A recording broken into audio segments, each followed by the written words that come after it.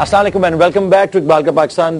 بڑی زبردست گفتگو چل رہی تھی اور ان کے سوالات سے اندازہ ہوتا ہے کہ یہ اوبیسلی آپ کا شو دیکھ رہے تھے. جی کون سوال پوچھنا چاہتا؟ جی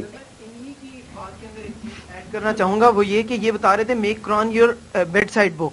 میں ایسے لوگوں سے بھی ملا ہوں جو کہتے ہیں ہم پڑھتے ہیں لیکن یعنی کہ پڑھ بھی رہے ہوتے ہیں اور انہیں گائیڈنس نہیں مل رہی ہوتی. میں ان لوگوں کے صرف اور صرف ایک یعنی کہ کی پوائنٹ بتانا چاہتا ہوں کہ قرآن میں نے دوسرے صفحے میں ہی پڑھا ہے کہ جہاں پر اللہ تعالیٰ یہ کہتا ہے قرآن میں کہ ذالک الکتاب لا ریب فیہ ھدی للمتقین. اس سے اگلی لائن کے اندر متقیوں کی ڈیفینیشن دیتا ہے کہ یہ ہدایت ہے متقیوں کے لیے, یعنی ہدایت ان لوگوں کے لیے جو فالوئنگ کام کریں گے. اس کے اندر 3 کام لکھے ہیں الذین یؤمنون بالغیب, جو غیب پہ ایمان رکھتے ہیں, اللہ پہ توکل رکھتے ہیں, خود سے حرام نہیں کمانے چلے جاتے. ویقیمون الصلاۃ, اور نماز کو قائم کرتے ہیں. قائم کرنا is something else than پڑھنا اور اس میں جو احکام ہے وہ عمل کرنا. اور وہ مما رزقناہم ینفقون, جو ہم نے ان کو رزق دیا ہے اس میں سے خرچ کرتے ہیں. جب تک آپ, میں اپنے بھائیوں سے یہی کہنا چاہوں گا, جب تک آپ ان 3 پوائنٹس کو نہیں فالو کرتے آپ کو گائیڈنس نہیں مل سکتی. اللہ تعالیٰ نے دوسرے صفحے کے اوپر ہی یہ بات کر دی ہے.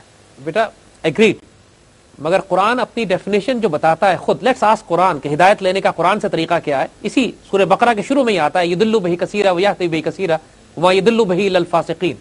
قرآن بہتوں کو گمراہ کرے گا, بہتوں کو ہدایت دے گا, اور صرف فاسق لوگوں کو گمراہ کرے گا. قرآن نے کنڈیشن بتائی, یہ قرآن گمراہ بھی کرتا ہے اور یہی قرآن ہدایت بھی دیتا ہے.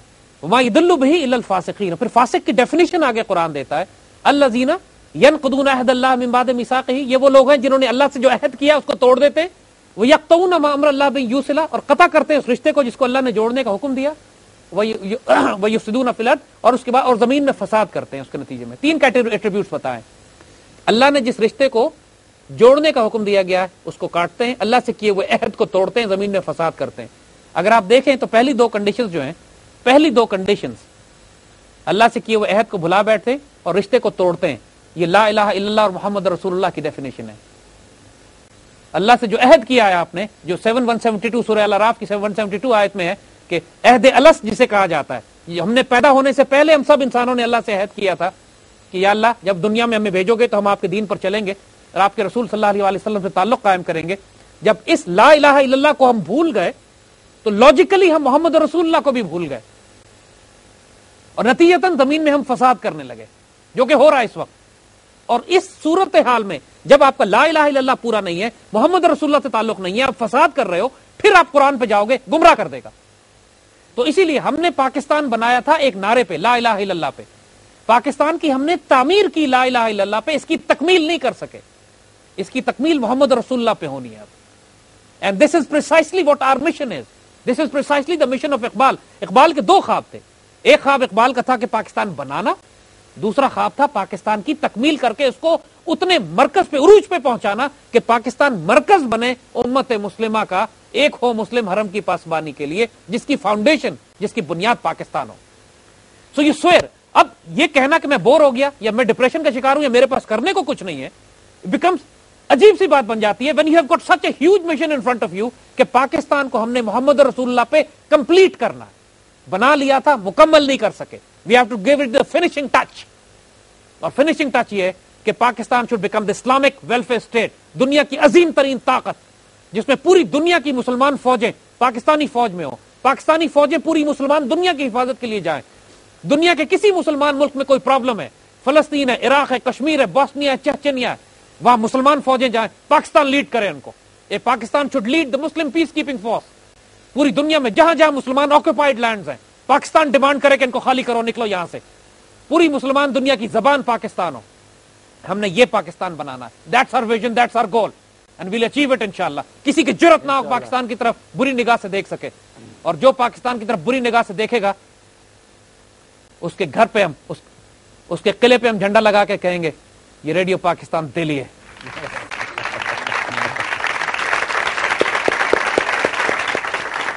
جی آپ سوال پوچھنا چاہتی تھی. There's a school of thought that says that Pakistan is supposed to be a secular state. I agree with that because recently over the summer break I attended this workshop. I don't want to name the professor, but he's older than you. He's really well known.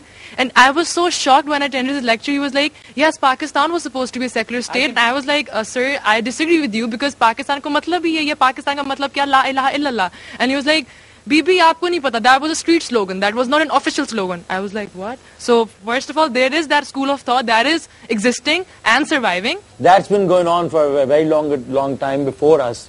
اور وہ کہنے کو سننے میں یہی ملتا ہے کہ جی اینٹی اقبال سینٹیمنٹ, جو اب پرسوں میں بلکہ ایک ٹیلی ویژن پہ ایک صاحب ہیں جن کو آپ بھی جانتے ہیں, ہم بھی جانتے ہیں ان سے, تو ان کا پہلا ڈائلاگ یہ تھا پروگرام شروع کرنے کے, یہ ملک پاکستان یہ حبیب جالب کا ملک ہے, یہ فیض احمد فیض کا پاکستان ہے, اور کوئی ذکر نہیں کہ اقبال کا پاکستان یا قائد اعظم کا, یا بٹ they stating کہ نہیں ہم مانتے ہی نہیں کہ اقبال کا پاکستان ہے, because they don't want to stand with the ideology of that. And so one last question, why don't you run for presidency? Because we need people like you. It's not like you are after some power or prestige, but you should. You have to run for it, just not get there and sit on it.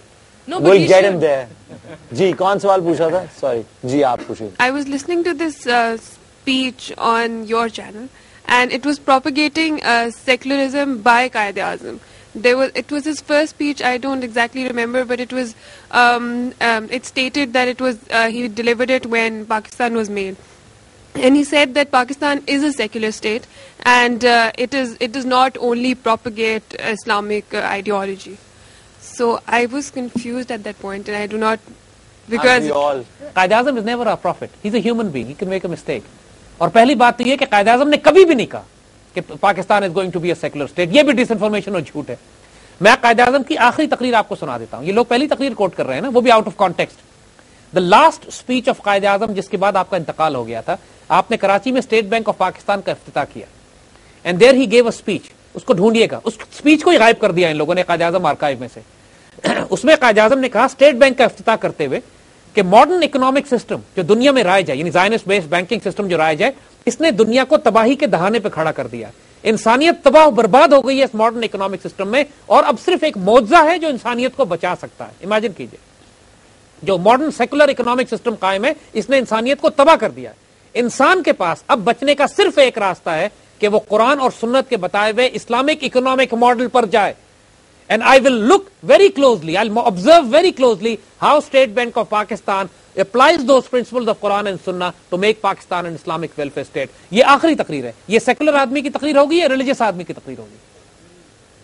تو how can people, this is again part of the disinformation. Again, as we said, قرآن میں ایک بڑے خوبصورت argument اس میں دی جاتی ہے کہ when people come bring to you nonsense and rubbish, how you should behave.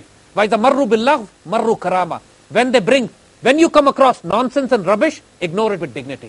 یہ ساری باتیں اب لوگ پینک کر رہے ہیں. اقبال کے خلاف باتیں کی جا رہی ہے میڈیا میں, قائد اعظم کو سیکولر ثابت کیا جا رہا ہے.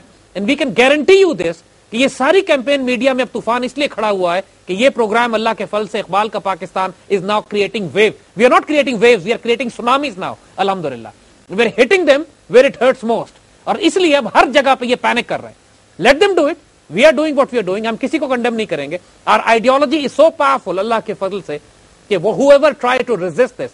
Plus other than ideology, we also know the time has come for it. There is one thing called the historical moment of truth. And this moment has arrived now. اب یہ revolution نے پھیلنا ہی ہے, Pakistani youth میں جائے گا. We don't call people to ourselves. We are calling to people towards an ideology. We exist or we don't exist. ہمیں آج مار دیا جائے, ہم رہیں, بند کرا دیے جائیں, doesn't make any difference. The ideology stays and it's rolling forward, mashallah, and it will. انشاءاللہ. اس کے ساتھ ہم ایک بریک لیتے ہیں. بریک سے واپس آ کے آپ کے باقی سوالات کریں.